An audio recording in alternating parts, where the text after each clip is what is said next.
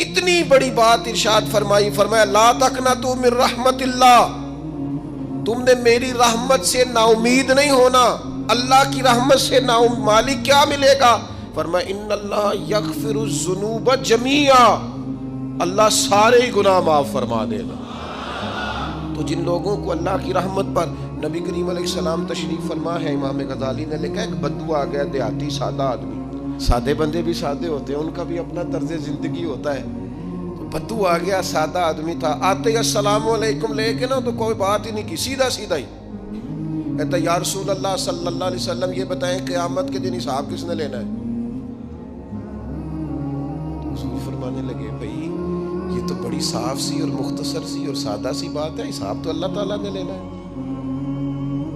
اب اس نے جو لفظ کہے اللہ کے حبیب کی آنکھوں میں آنسو آ گئے، کہنے لگے اگر اللہ نے حساب لینا ہے پھر انشاءاللہ کرم ہی ہوگا۔ تو حضور فرمانے لگے تمہیں یہ امید کس طرح ہے؟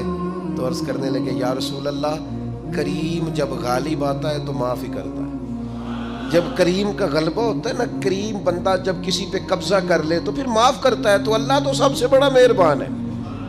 وہ بات کی اور اگلا جملہ ہی کوئی نہیں کہا، وہ چلے گئے۔ تو حضور علیہ السلام نے اب اس بات پر رزلٹ دیا، فرمانے لگے کریم محبوب بندہ سادہ تھا، بات بہت بڑی کر گیا ہے، بڑی بات کر گیا، سادہ آدمی۔ میرے عزیز، اللہ کی رحمت پر جن لوگوں کو امید ہو، انہیں موت سے ڈر اور پھر جن کو محبوب کی ملاقات کا شوق ہو نا، ہم نے جان دے دی وعدہ دیدار پر، ہم سے وعدہ کیا گیا تھا کہ تم مرو گے نا تو تمہیں دیدار ملے گا، تو ہم نے جان ہی دے دی وعدہ دیدار پر، جان ہی دے دی وعدہ دیدار پر۔ اور پھر فرماتے ہیں نقد اپنا دام ہو ہی جائے گا، فرماتے ہیں ہم نے جان دی ہے اس وعدے پر کہ وہ ملے گا، تو امید ہے کہ یہ سودا ادھار نہیں۔ جیسے ہی قبر میں جائیں گے سامنے حضور کی زیارت نصیب ہو جائے گی۔ اس لیے لحد میں بھی عشق رخ شاہ کا داغ لے کے چلے، اندھیری رات سنی تھی سو چراغ لے کے چلے۔ یہ حدیث آپ نے بھولنی نہیں، یہ تنہائیوں میں یاد رکھنے کی روایت ہے، یہ تنہائیوں میں پڑھنے کی روایت ہے۔ یہ اپنے ذوق کو تازہ، جو لوگ کہتے ہیں نا وجد سرور کیف میں جانا چاہتا ہوں، وہ مشکات شریف کی اس حدیث کو دیکھے۔ اللہ کے حبیب علیہ السلام نے فرمایا لوگوں میں تمہیں بتاؤں قیامت کے دن اللہ تعالیٰ بندوں سے پہلا سوال کیا فرمائیں گے اور بندے اس کا جواب کیا دیں گے؟ یا رسول اللہ کرم فرمائیے بتائیے۔ تو کریم فرمانے لگے اللہ تعالیٰ قیامت کے دن بندوں سے سب سے پہلا سوال، اگرچہ بعض اور احادیث میں اور سوالات بھی آئے ہیں قیامت میں جو سب سے پہلے ہوں گے، لیکن اس حدیث میں یہ والا سوال حضور نے بیان فرمایا۔ حضور فرمانے لگے اللہ قیامت کے دن اپنے بندوں سے سب سے پہلا سوال یہ فرمائے گا کیا تم میری ملاقات کو پسند کرتے تھے؟ اوئے ہوئے ہوئے، کیا تمہارا ملنے کو جی چاہتا تھا؟ کبھی اے حقیقت منتظر نظر آ نہ لباس مجاز۔ اقبال کہتے ہیں تیرے کرم اتنے ہیں دل کرتا ہے تجھے دیکھیں، کبھی کبھی اے حقیقت منتظر نظر آ نہ لباس مجاز میں، لاکھوں سجدے تڑپ رہے ہیں میری جبین نیاز میں، تمہارا دل کرتا تھا مجھ سے ملنے کو؟ حضور فرماتے بندے عرض کریں گے مالک بڑا دل کرتا تھا۔ تو پھر اللہ فرمائیں گے یہ گفتگو کی معنویت تو دیکھو یار، اس کا حسن تو دیکھو۔ اللہ پھر پوچھیں گے کیوں دل کرتا تھا تمہارا؟ دل کرتا تھا تو کیوں کرتا تھا؟ عرض کریں گے مالک اس لیے کہ ہمیں امید تھی کہ تو معاف بھی کر دے گا، رحمت بھی فرمائے گا، اس معافی کی امید پر دل کرتا تھا تو ملے۔ حضور فرماتے ہیں پھر رب فرمائے گا مجھ پر واجب ہے، میں نے اپنے کرم سے واجب کر لیا ہے کہ آج تمہیں جنت عطا کروں گا۔ یہ جو ملاقات ہے نا، ملاقات کہ وہ ملیں گے، ان سے ملاقات ہو۔ عمر بیت گئی نا نام جپتے، عمر بیت گئی نا تذکرہ کرتے، ہم سے بھی لوگ پوچھتے ہیں کیا کمائی کی، کیا زندگی میں حاصل کیا، تو ہم کہتے ہیں شرق سے غرب تک ملک کے ایک کونے سے لے کر دوسرے کونے تک مدینے والے کی بات کی ہے، حضور کا ذکر کیا ہے۔ نبی پاک کے میں اپنی حیاتی تو قربان تھی، وہاں ساری محمد محمد پکیندے گزر گئی ساری۔ یہ اعزاز ہے، یہ کرم ہے۔ اب کیا ہوتا ہے، گناہگار لوگ اتنا بڑا دعویٰ تو نہیں کر سکتے، لیکن دل تو چاہتا ہے نا کہ چلو جس کا نام لیا ہے اس کی کبھی زیارت بھی ہو، کبھی ملاقات بھی ہو، کبھی نظر کرم بھی ہو۔ کسی نے اپنے محبوب سے کہا تھا کہ ذرا ایک نظر مجھ پہ بھی کیجئے، تو قریب بیٹھے ایک شخص نے کہا یار تو نے بڑا دعویٰ کیا ہے، جو محبوب ہوتے ہیں ان کو تکلیف نہیں دی جاتی، تو کہتا ہے پورا چہرہ ہی تیری طرف پھیرے۔ تو پھر اس نے اس درویش سے پوچھا کہ میں بھلا پھر کیا کروں، میرا دل تو میرا بھی کرتا ہے نا۔ چلو یہ تو آپ کی بات ٹھیک ہے کہ اب میں محبوب سے کہوں کہ اتنی تکلیف کرے کہ میری طرف پورا رخ پھیرے تو ٹھیک نہیں، تو پھر بتائیں میں کیا کروں؟ تو اس نے کہا ان راہوں میں کھڑا ہو جا جن راہوں کی طرف وہ کریم دیکھتا ہے۔ چلو اسی با کردار کو دیکھتے دیکھتے بیچ میں تیرے اوپر بھی نظر، مجھ پہ محشر میں نصیر ان کی نظر پڑ ہی گئی، مجھ پہ محشر میں نصیر ان کی نظر۔ اوئے ہوئے، اللہ کرے آپ کو بھی وہ لطف آئے جو مجھے آ رہا۔ کہتے مجھ پہ محشر میں نصیر ان کی نظر، یہ انتہائی عاجزی ہے کہنے والے کی۔ اس نے بالکل اپنے آپ کو ختم کر کے کہا کہ میں قابل تو نہیں تھا، اور میں پھر تکلیف دیتا کہ میری طرف دیکھیں، اسپیشل میرے لیے وقت نکالیں۔ پر کرم یہ ہوا کہ مجھ پہ محشر میں نصیر ان کی نظر پڑ ہی گئی۔ کہنے والے اسے کہتے ہیں خدا کا کرنا، کہنے والے اسے کہتے ہیں خدا کا کرنا۔ اللہ نے کیا کہ نظر مجھ پر پڑ ہی گئی، اور جب پھر پڑ گئی تو تیری ایک نظر کا کمال ہے اور میری زندگی کا سوال ہے۔ بس جب پڑ گئی تو سو پھر پڑ گئی۔ موت سے وہ بندہ کبھی نہیں ڈرتا جسے ملاقات کا شوق ہو۔ ملنا چاہے داتا علی اجویری سے اور موت سے ڈرے، ملنا چاہے حضرت غوث پاک جیلانی سے اور پھر موت سے ڈرے۔ زندگی گزری ہو علی علی کرتے پھر موت سے ڈرے۔ عمر بھر سیدنا عثمان غنی کی سخاوت کی بات کی ہو اور پھر جنت میں جا کے ان سے ملنے کا شوق پیدا نہ کرے۔ ساری زندگی سیدنا فاروق کا عدل بیان کیا ہو، ساری زندگی ان کے انصاف کا تذکرہ کیا ہو، پوری امت کو بتایا ہو کہ اگر جینا چاہتے ہو تو عمر کے رستوں پر چلو، اور پھر یہ موت سے ڈرے اور مر کے جناب فاروق اعظم کی زیارت کو پسند نہ کرے۔ جسے صدیق کی وفائیں یاد ہو، جنہیں جناب ابو بکر صدیق کا عشق یاد ہو، وہ پھر ان کی زیارت نہ کرنا چاہے اور ساری عمر حضور کی نعت پڑھی ہو۔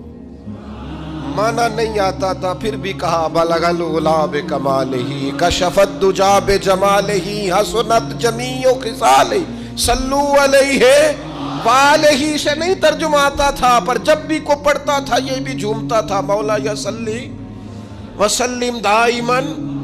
میں آپ کو بتاتا ہوں، توتلا آدمی، توتلا اور دیوانہ مجذوب بیچارہ، سمجھ نہیں، توتلا بولنا بھی ٹھیک نہیں آتا۔ مجھے نماز کا سلام پھرا تو وہ جلدی آ گئے، وہ ایک مجذوب آدمی تھے، سادے تھے، تو سلام لی تو کہنے لگے میں گل کرنی سی۔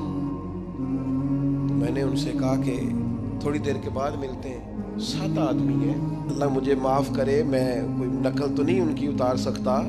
اس زبان کو ہم توتلی نہیں کہتے، ہم اس زبان کو بلالی زبان کہتے ہیں۔ یہ بڑی خوبصورت زبان ہوتی ہے۔ یہ جو توتلے لب و لہجے ہوتے ہیں نا، وہ جب بچہ پوری طور پہ اماں نہیں کہہ سکتا، توتلا ہوتا ہے، تو کوئی مزہ آتا ہے اماں کو اماں کہلوانے میں۔ جب وہ پوری طور پر باپ کو بابا نہیں کہہ سکتا اور توتلا ہوتا ہے تو کوئی مزہ آتا ہے کہنے میں۔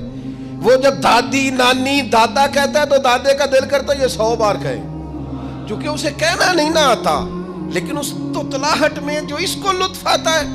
مجھے بڑے لوگ آ کے شعر سناتے ہیں، میں نے بڑے خوشگلو نعت خانوں سے زندگی میں سنا ہے۔ وہ صاحب میرے پاس آئے اور میں نے کہا بعد میں ملیں گے، تو سادہ آدمی ہے، مجذوب ہے، پورا شعور نہیں رکھتا۔ مجھے کہنے لگا مصطفیٰ جان رحمت کے بعد، مصطفیٰ جان رحمت پہ لاکھوں سلام کے بعد، یعنی معنی یہ تھا کہ سلام کے بعد۔ تو اب بڑے بڑے سریلے بندوں سے بھی بندہ سنتا ہے میرا دل کرے، اور میں نے جان بوجھ کے ان سے کہا اے دوبارہ کیا جائے ذرا، کیونکہ توتلے تھے نا. میں نے کہا تو کہنے لگے مصطفیٰ جان رحمت پہ لاکھوں سلام کے بعد او میرے عزیز یاد رکھو ساری زندگی حضور کی نعتیں پڑھی، نبی پاک کے تذکرے سنے، اب موت سے ڈر جائیں؟ حالانکہ موت تو ایک پل ہے، پل سے گزریں گے تو سامنے اللہ کا دیدار بھی ہوگا، مدینے والے کی زیارت بھی نصیب ہوگی. تو زیارت ہوگی اور ہر نظر کانپ اٹھے کہ محشر کے دن خوف سے ہر کلیجہ دہل جائے گا، اوڑھ کر کالا جبہ وہ آ جائیں گے اور سارے محشر کا نقشہ بدل جائے گا. یہ موت کا خوف نکالنے والی چیزیں ہیں، ڈر. اچھا مجھے ایک بات بتائیں، یہ میں امید کی بات کرنے لگا ہوں، چلیں اب یہ بات تو مشکل ہے پر کرنی پڑے گی، مجبوری ہے. کبھی کبھی ابا جی سے مار بھی پڑ جاتی ہے بندے کو، گھر میں کوئی 2-4 لگ بھی جاتی ہیں، تو اس وقت نا جو سب سے بڑا سہارا کسی کو نصیب ہوتا ہے وہ یہ ہوتا ہے کہ اللہ کرے اماں گھر میں موجود ہو. اور میں نے دیہاتوں میں کئی مائیں ایسی دیکھی ہیں جو بیٹے کے حصوں کی مار کھاتی ہیں. ابا نے ڈنڈا لے لیا ہے بیٹے کی غلطی پہ، اب اماں بیچاری سامنے ہو گئی ہے، 2-4 اس نے بھی کھا لی.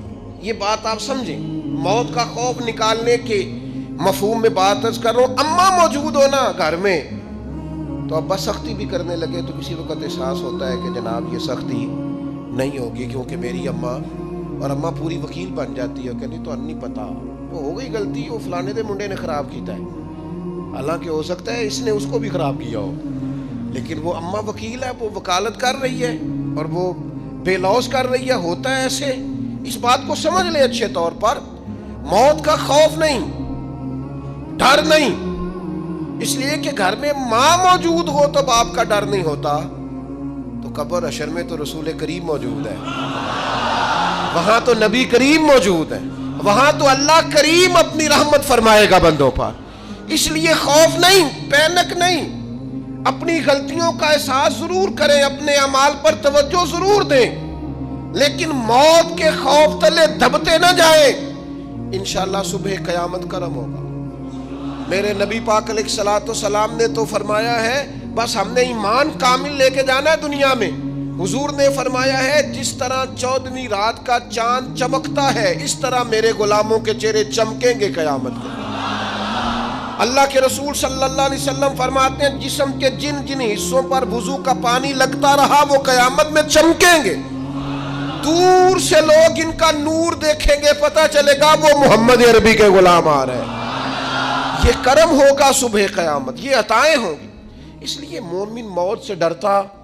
سیدنا بلال حبشی رضی اللہ تعالیٰ عنہ، آخری وقت ہے، نزع کا عالم طاری ہے، اور یہ گفتگو دیکھیں غلاموں کی. آپ کی اہلیہ رو پڑی، کہنے لگی ہائے ہائے افسوس. حضرت بلال فرمانے لگے کیا ہوا؟ کہنے لگی افسوس ہے کہ آپ دنیا سے جا رہے ہیں. تو حضرت بلال نے مضمون ہی بدل دیا، سوچ کا زاویہ ہی بدل دیا. فرمانے لگے یہ افسوس کا مقام نہیں، یہ تو خوشی کا مقام ہے. اس لیے کہ میری آج آنکھیں بند ہوں گی، قبر میں کھلیں گی، مدینے والے محبوب سے بھی ملوں گا، حضور کے غلاموں سے بھی ملوں گا صلی اللہ تعالی علیہ وسلم. تو موت تو مقام مسرت ہے، اور اگر یہ مل جائے زندگی میں. ایک بدو ایمان لے آئے، ابن ماجہ میں موجود ہے. حضرت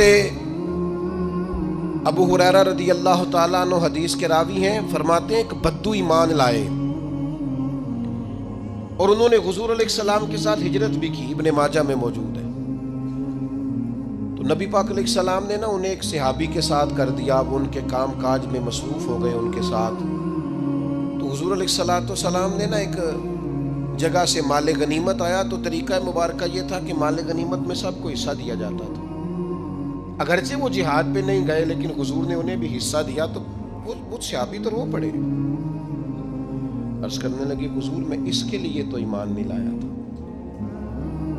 حضور نے فرمایا پھر بتائیے، گرچہ حضور جانتے ہیں کس لیے لائے تھے. عرض کی حضور میں تو اس لیے ایمان لایا تھا کہ میں رب کی راہ میں لڑوں گا اور میں اپنی جان پیش کروں گا. میں شہادت کے لیے ایمان لایا تھا، مجھے یہ مال دولت نہیں چاہیے. تھوڑی ہی دیر گزری کہ ایک اور مارکے کا اعلان ہو گیا، جنگ کا اعلان ہو گیا. حضور نے فرمایا چلو. وہ گئے اور چند ہی لمحے گزرے کہ وہ میدان میں اترے اور پھر شہید ہو گئے. صحابہ کرام ان کی مقدس لاش مبارک کو اٹھا کے محبوب کے قدموں میں لائے تو نبی کریم نے کیا خوبصورت بات ارشاد فرمائی. حضور فرمانے لگے دیکھو اس نے اللہ کی تصدیق کی ہے تو رب نے بھی اس کی تصدیق فرما دی.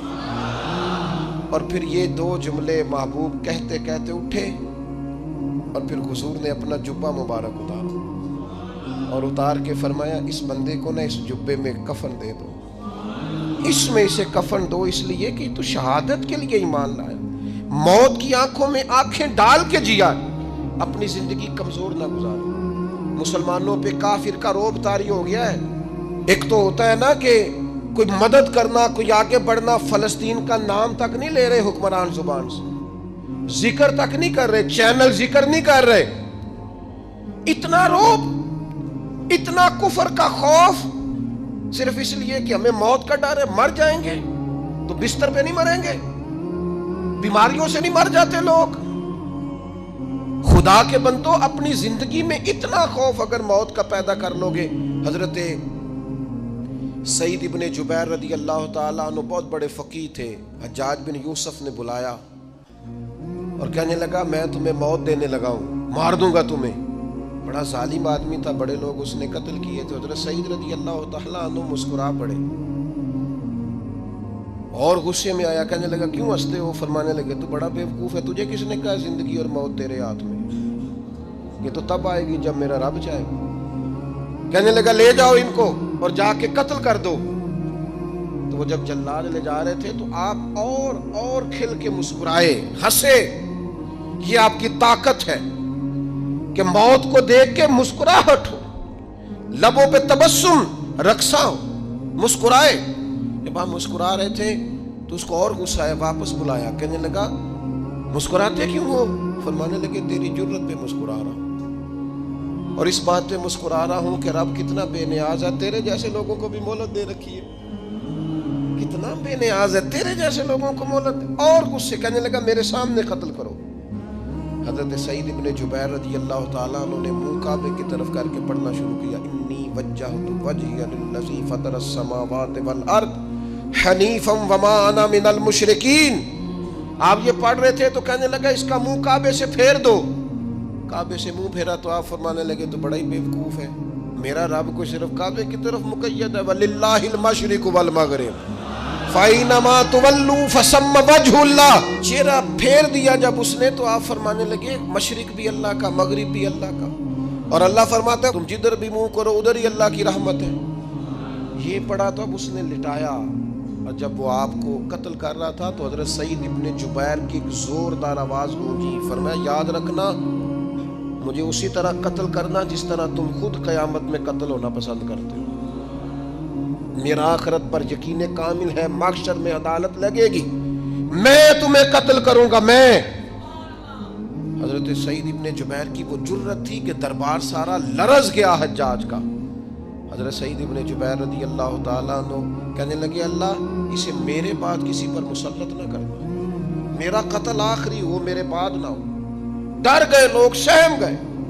اور وہ جو جلاد آپ کو قتل کر رہا تھا اس کے بھی ہاتھ کانپ رہے تھے. اتنی جرت, موت کا ایک منٹ کے لیے خوف نہیں. حضرت سعید ابن جبیر رضی اللہ تعالیٰ عنہ شہید ہو گئے تو اتنا خون نکلا, اتنا خون نکلا, اتنا خون نکلا, خون بند ہی نہیں ہو رہا. ایک طبیب بیٹھا تھا, ہانپتے کانپتے ڈرے ہوئے سہمے ہوئے. حجاج کہنے لگا اسے اتنا خون؟ تو کہنے لگا بادشاہ میں نے سالوں مریض دیکھے ہیں, اس کو پتہ چل جائے نا مرنے والا ہوں وہ تو اتنا خوف میں آتا ہے, پہلے ہی اس کا سارا خون جم جاتا ہے اور سکڑ جاتا ہے اور اس کا خون جل جاتا ہے.